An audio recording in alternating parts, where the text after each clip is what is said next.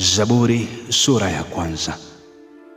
Heri mtu yule ambaye haendi katika shauri la watu waovu, wala hakusimama katika njia ya wenye dhambi, au kuketi katika baraza la wenye mizaha, bali huifurahia sheria ya Bwana, naye huitafakari hiyo sheria mchana na usiku.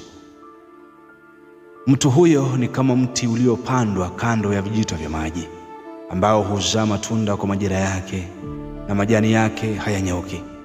Lolote afanyalo hufanikiwa. Sivyo walivyo waovu, wao ni kama makapi yapeperushwayo na upepo. Kwa hiyo waovu hawatastahimili hukumu, wala wenye dhambi katika kusanyiko la wenye haki. Kwa maana Bwana huziangalia njia za wenye haki, bali njia ya waovu itaangamia. Amen.